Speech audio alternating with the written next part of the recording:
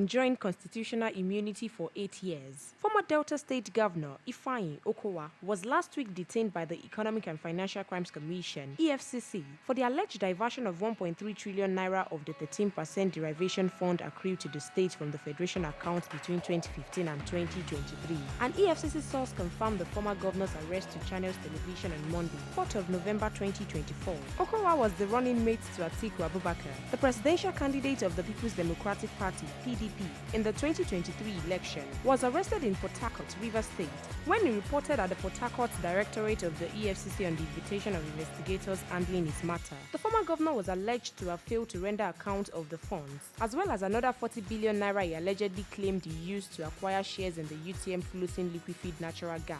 According to Channels TV, Okowa allegedly bought shares worth 40 billion naira in one of the major banks in the country, representing 8% equity to float the offshore LNG. The funds were alleged to be used for other purposes. EFCC officials are also investigating the diversion of funds by the former governor to acquire estates in Abuja and Asaba in Delta State. The Economic and Financial Crimes Commission has withheld the international passport of the former governor of Delta State. Recall that Okowa spent more than 24 hours in the EFCC custody.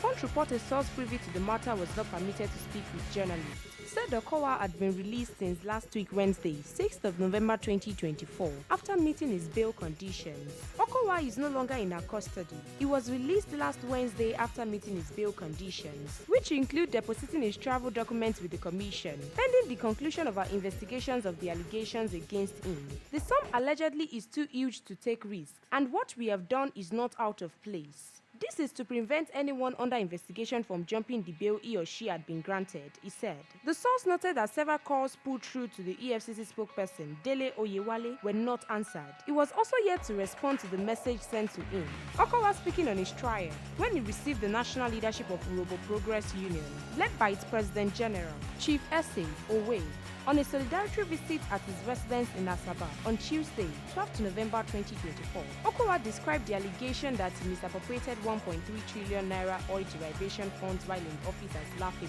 and totally false, emphasizing he was not worried by the EFCC invitation and he was confident that he would come out clean.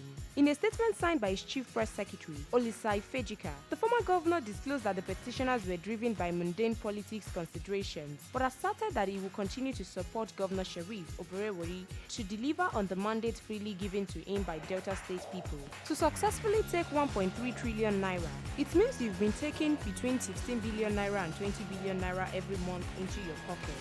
I don't even know if the president of this country will be able to do that, not to talk of the governor of Delta State. He said, personally, I'm not against investigation because the EFCC has to do its job, and I know that I have done everything how it ought to be done.